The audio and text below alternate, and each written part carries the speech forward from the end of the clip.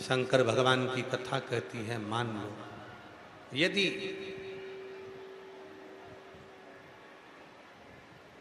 जिंदगी में अगर कोई तकलीफ बहुत बड़ी आकर खड़ी हो गई है जिसका कोई हल ही नहीं निकल रहा, एक बेलपत्री लीजिए, अपनी हाथ की उल्टे हाथ की हथेली पर रख लीजिए, सीधे हाथ की हथेली से बेलपत्री को दबा दीजिए। शिव जी के मंदिर में कुछ देर मौन होकर बैठ जाए, जैसे सनकादि ऋषि बैठे हैं। चारों की चारों भाई सनकादि ऋषि शिव जी के मंदिर में मौन होकर बैठे हैं। एक हाथ से उन्होंने अपने हृदय को भाव से समाहित किया। ना शंकर भगवान कुछ बोले, ना सनकादि ऋषि कुछ बोले, और मन की संशय को मिटाना, मन की परेशानियों को मिटाना। हाथ रखो, एक बेलपत्र उल्टे हाथ पर रखकर सीधे हाथ से उसको दबाकर मौन होकर कुछ देर बैठी है। अपने मन में जो समस्या है उसका स्मरण करिए और शिव जी से अपने मन की बात कहकर श्री शिवाय नमस्तुभ्यम कहकर, ओम नमः शिवाय कहकर उस बेलपत्र को अशोक सुंदरी वाली जगह पर समर्पित कर दीजिए। अशोक सुंदरी वाली जगह तो मालूम है ना आपको? समझिए, देखिएगा जरा, ये शिवलिंग है, ये भगवान शंकर का शिवलिंग, ठीक है। ये जलाधारी, जहां पर भगवान शंकर का शिवलिंग रखा है, ये शिवलिंग, ये जलाधारी। जलाधारी में सामने से पानी नीचे गिरता है। ये जल आप यहां चढ़ाओगे तो चारों तरफ घूमने के बाद ये उत्तर दिशा में चला जाता। राइट में गणेश जी का स्थान, लेफ्ट में कार्तिकेय जी का स्थान, बीच में अशोक सुंदरी का स्थान, बीच में अशोक सुंदरी का स्थान, बीच वाली जगह। और शिव जी को ये जो अपने मन का भाव कहकर मौन रहकर चुप रहकर आप जो बेलपत्र समर्पित कर रहे हैं उसकी डंडी उत्तर की ओर मुख की हो और बेलपत्री अशोक सुंदरी वाली जगह पर समर्पित कर दो। 3 या 4 बार आप मौन होकर अपने मन की बात कहकर उल्टे हाथ में बेलपत्र रखकर सीधे हाथ से उसको दबाकर जब हृदय से शिव को अपने मन का भाव कहते हो, 5 या 7 दिन के अंदर उसका हल होना प्रारंभ हो जाता है। उसमें कहीं ना कहीं वो सुख का अनुभव देना प्रारंभ कर देते हैं। वो बेलपत्र एक पत्र है, अच्छा।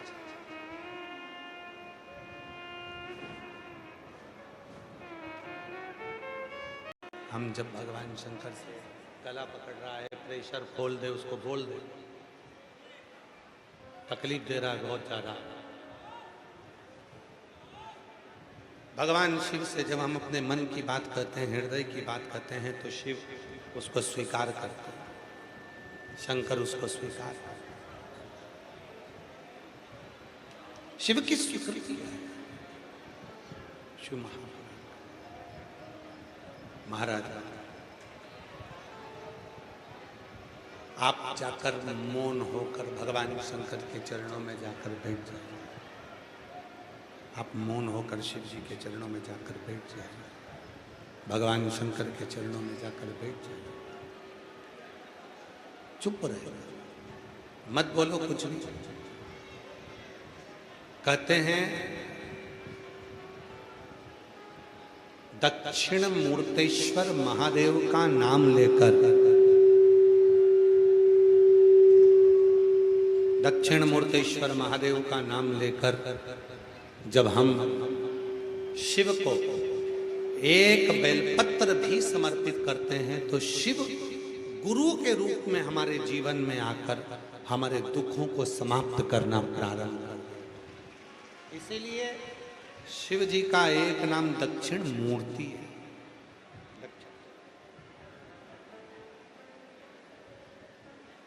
शिव जी को दक्षिण मूर्ति कहा गया, दक्षिण मूर्तेश्वर।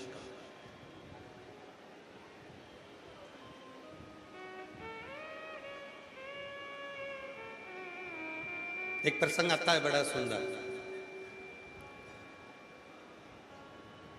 करना है तो भगवान विष्णु की साधना करो, ब्रह्मा जी की साधना करो, जो लक्ष्मी को दे सकते हैं, धन दे सकते हैं, संपदा दे सकते हैं, वैभव दे सकते हैं। अगर तुम्हें साधना करना है तो भगवान विष्णु लक्ष्मी की करो, ब्रह्मा ब्रह्माणी की करो, गरुण की करो, वरुण की करो, शिव की क्यों कर रहे हो? उपमन्यु ने जो कहा, एक एक भक्त के हृदय में वो बात बैठना चाहिए।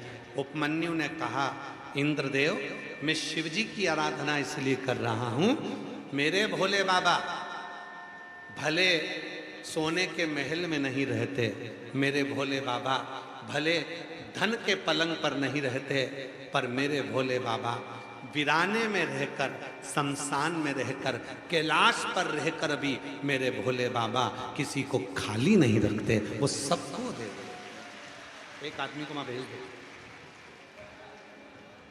मेरे भोले बाबा सबको वैभव देते हैं, मेरे भोले बाबा सबको संपदा देते हैं, मेरे भोले बाबा सबको सब कुछ देते हैं। और खाली न जाता दर से तुम्हारे, खाली न जाता दर से तुम्हारे, मैं भी खड़ी हूँ बाहें पसारे, अपने हृदय से लगा लो, गिरा जा रहा हूँ, उठा भोले अपने दर से अब तो न। उसको मान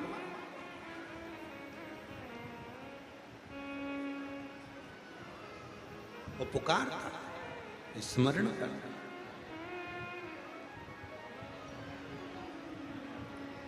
शिव कथा कर, भगवान शंकर का चरित्र कर। जो दुनिया के लोग कहते हैं पशुपति व्रत सियोर वाले बाबा का बनाया हुआ, नहीं नहीं नहीं, कथा को सुनिए। ये महाभारत की कथा, ये स्कंद पुराण की कथा। सियोर वाले बाबा पे भरोसा मत करना। गीता प्रेस गोरखपुर की शिव पुराण लाना, पढ़ना, उपमन्यु के चरित्र को निकाल कर पढ़ना। उसमें आपको मिलेगा कि पशुपति व्रत केवल तुमने नहीं करा। जब भगवान कृष्ण की 16,108 रानियां थीं और भगवान कृष्ण की रानियों से भी जब संतान नहीं हुई, तब भगवान कृष्ण ने उपमन्यु से जाकर पूछा था कि बताओ कि कौन सा उपाय करा जाए जिससे संतान की प्राप्ति हो। तब उपमन्यु ने पशुपति व्रत कराकर एक एक रानी के साथ में 11-11 दिन तक शंकर जी का अभिषेक करवाया था, पार्थिव लिंग की पूजन करवाई थी। तब भगवान शिव प्रकट होकर वर दे दिए थे, हे कृष्ण तुम एक एक रानी के साथ 11-11 दिन तक बैठकर मेरी आराधना और मेरे पार्थिव लिंग का पूजन करे हो। मैं वर देता हूं तुम्हारी एक एक रानी से 11-11 संतान होगी, 10 छोरा 1 छोरी। ऐसे भगवान कृष्ण की प्रत्येक 16,108 रानी से 11-11 संतान हुई। 1,77,186 भगवान कृष्ण के बच्चे हुए शिव के पार्थिव लिंग पूजन और पशुपति व्रत।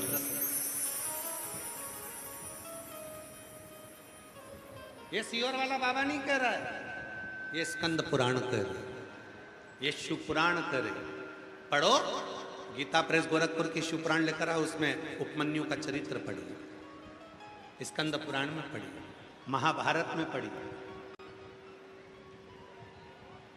पाशुपत व्रत स्वयं उपमन्यु भगवान श्री कृष्ण को बता रहे हैं।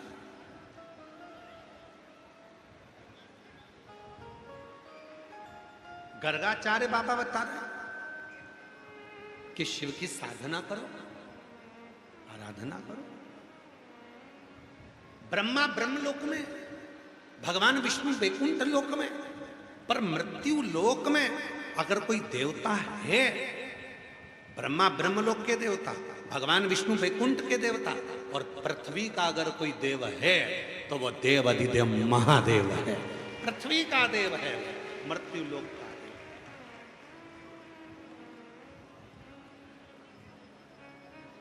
इसीलिए एक लोटा जल, जम के बोलो जरा, एक लोटा जल। क्यों कहते हैं एक लोटा जल सारी समस्या का हल? राम जी महाराज ने पूरा प्रयास कर लिया था, मेरे भगवान राम ने, तो भी लंका पर चढ़ाई करने के लिए पुल नहीं बना पाए। तब भगवान राम जी को कहा आप शिवलिंग की पूजन करो। भगवान श्री राम जी ने पार्थिव शिवलिंग बनाया, रामेश्वर धाम की स्थापना कर कर एक लोटा जल चढ़ाया और फिर सेतु बनकर चल दिए। भगवान कृष्ण ने पार्थिव लिंग का पूजन करा, एक लोटा जल चढ़ाया। पार्वती जी ने एक लोटा जल चढ़ाया, सती माता ने एक लोटा जल चढ़ाया, भगवान श्री गणेश ने एक लोटा जल चढ़ाया, भगवान विष्णु ने एक लोटा जल चढ़ाया, ब्रह्मा जी ने एक लोटा जल चढ़ाया। जिस समय पर ब्रह्मा जी का सिर कट गया, झूठ बोलने पर कर्मनाशा नदी प्रकट हो गई, जो उत्तर प्रदेश में आज भी बहती है, कर्मनाशा नदी प्रकट हो गई। तब ब्रह्मा जी भी हाथ जोड़कर खड़े हो गए। तब भगवान विष्णु ने कहा ब्रह्मदेव तुम्हारे 4 शीश बचे हैं, एक लोटा जल चढ़ाओ। ब्रह्मा जी ने जैसी लोटा भर जल चढ़ाया, शंकर जी ने वर दे दिया, तुम चिंता मत करो, तुम्हारा कटा हुआ सिर बड़ा का पेड़ बन जाएगा, उसके नीचे मैं स्वयं बैठूंगा और बटकेश्वर महादेव के रूप में पूजाऊंगा। ब्रह्मा जी एक लोटा जल चढ़ाए, भगवान इंद्र एक लोटा जल चढ़ाए। जब पूरी सत्ता चली गई, देवासुर संग्राम में सब कुछ समाप्त हो गया, तब इंद्र अपने गुरु के पास में गए, गुरु जी क्षमा करो, बृहस्पति देव तुम्हारा अपमान हो गया, मुझे बताओ अब मैं कैसे सत्ता को प्राप्त करूं। तो कहा एक लोटा जल चढ़ाओ। भगवान इंद्र ने भी एक लोटा जल चढ़ाया। सारी समस्या का हल एक लोटा जल है। चाहे फिर वो देवताओं की समस्या हो, गंधर्वों की समस्या हो, अप्सराओं की समस्या हो, कि नरों की समस्या हो, नागों की समस्या हो, मनुष्य की समस्या हो, पशु पक्षी की समस्या हो, किसी की समस्या है, अगर वो अपने घर के नजदीक में शंकर जी के मंदिर में जाना चालू कर दे और एक लोटा जल चढ़ाना प्रारंभ कर दे, उसकी समस्या समाप्त होकर ही रहेगी।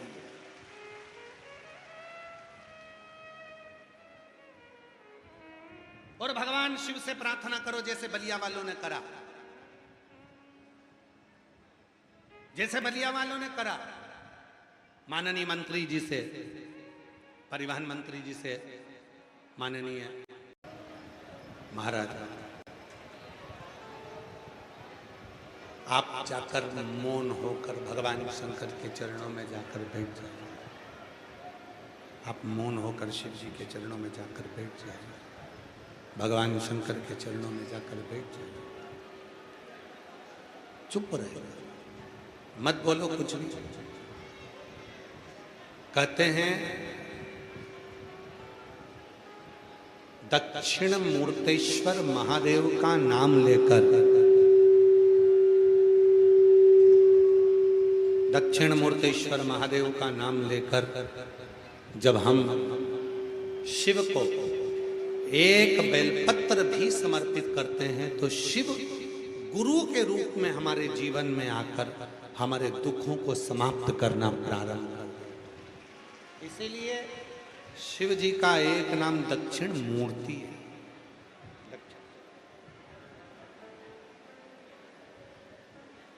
शिव जी को दक्षिण मूर्ति कहा गया, दक्षिण मूर्तेश्वर।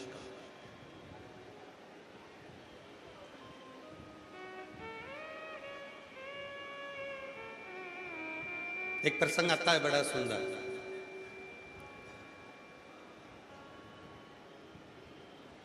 तारकासुर का,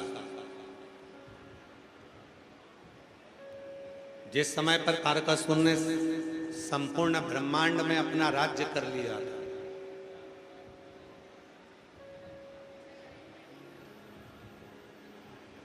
पूरा ब्रह्मांड, पूरा संसार तारकासुर ने अपने अधीन कर लिया।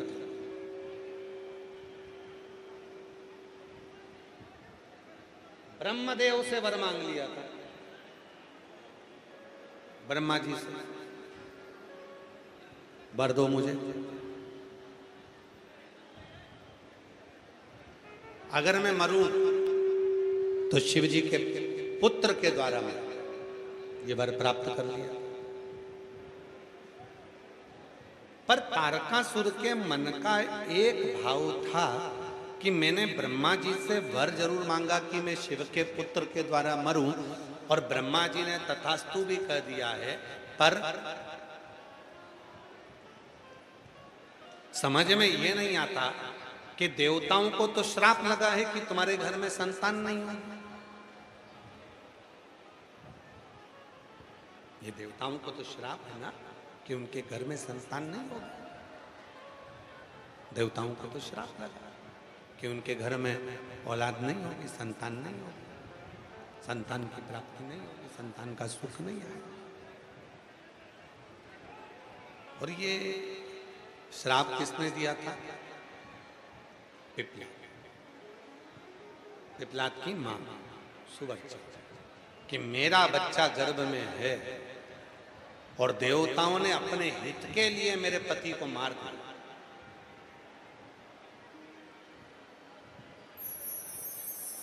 तारकासुर को यह बात मालूम थी कि देवताओं को तो ये श्राप लगा है कि इनके घर में औलाद नहीं होगी, संतान नहीं है। और मैंने वर मांगा कि मरूं तो शिव जी के पुत्र के द्वारा मरूं, तो फिर पुत्र कैसे होएगा? जब श्राप लगा है देवताओं को कि औलाद नहीं होगी, तो फिर औलाद होगी कैसे?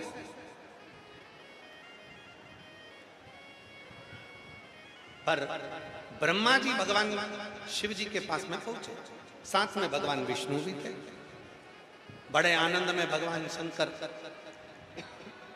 कैलाश पर बैठे। भगवान शंकर कैलाश पर विराजमान, कैलाश पर बैठे, और भगवान विष्णु और भगवान ब्रह्मा दोनों पहुंचे। भगवान विष्णु भी गए, भगवान ब्रह्मा भी गए, दोनों ब्रह्मा विष्णु पहुंच गए। विनय करे, निवेदन करा, शिव जी से कहा, प्रभु भगवान शंकर से कहा। भगवान शंकर से बोले कि ब्रह्मा जी ने तो वर दे दिया, ब्रह्मा जी ने तो वर दे दिया, और ब्रह्मा जी ने वर दिया है कि तारकासुर की मृत्यु शिव के पुत्र के द्वारा होगी, भगवान शंकर के पुत्र के द्वारा होगी। ये तो वर दिया, पर सारे देवताओं को तो श्राप लगा है कि इनके घर में औलाद नहीं होगी। फिर ये तारकासुर मरेगा तो मरेगा कैसे? ये तारकासुर का अंत कैसे हो? भगवान नारायण ने एक बात कही, देवता का काम है विधान लिखना, देवता का काम है विधान बनाना, देवता का काम है भाग्य लिखना। पर लिखे हुए भाग्य को पलटने की जवाबदारी तो केवल एक में ही है, और वो देवाधिदेव महादेव। कोई पलटेगा नहीं पलटेगा। लिखे हुए लेख को पलटने की अगर कहीं बल है, लिखे हुए लेख को पलटने का अगर कहीं बल है, तो वो देवाधिदेव अकाल मृत्यु वो मरे जो काम करे चंडाल का, काल उसका क्या बिगाड़े जो भक्त हो महान। जो शिव का उपासक है, जो शंकर की भक्ति करता है, जो शिव की साधना में डूबा हुआ है, जो शिव के स्मरण में डूबा हुआ है, जो शिव भक्ति में रमा हुआ है, तो काल भी सम्मुख नहीं आ सकता। बस उसके स्मरण को करो।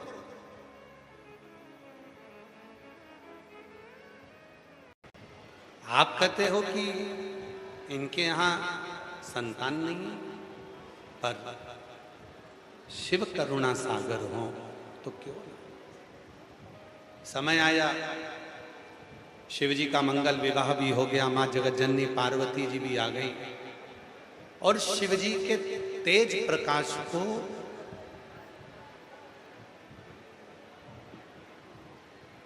जल में छोड़ा गया। उससे 6 बालक का जन्म हुआ। कृतिकाओं ने उसका पालन किया, 6 को एक करा गया और एक करते से ही भगवान श्री कृतिकाओं ने एक करा, इसलिए उनका नाम षडानंद कार्तिकेय हो गया। बोल कार्तिकेय महाराज की। षडानंद कार्तिकेय हो गया।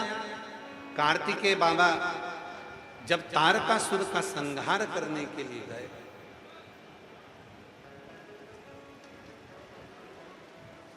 तारकासुर को जब मारने के लिए जाते हैं तब मां जगत जननी जगदम्बा अम्बा पार्वती जी उनको कहती हैं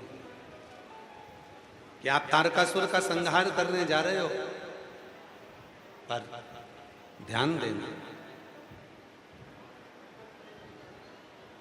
तारकासुर के हृदय में शिव बसे। संशय को लेकर आप, कोई समस्या को लेकर आप, कोई तकलीफ को लेकर आप जब हाथ में पानी का लोटा भरकर, जल भरकर अपने घर से निकलते हो और वो जल का पात्र, जल का लोटा जब शिव मंदिर में प्रवेश करता है, उसी समय पर वो जल जो तुम्हारे घर का है, जो पूरे घर में जो समस्या है, वो जल के भीतर उसकी तरंग आ जाती है और वो जल जब हम शिव को समर्पित करते हैं तो अपने आप वो समस्या का निवारण होना प्रारंभ हो जाए। समस्या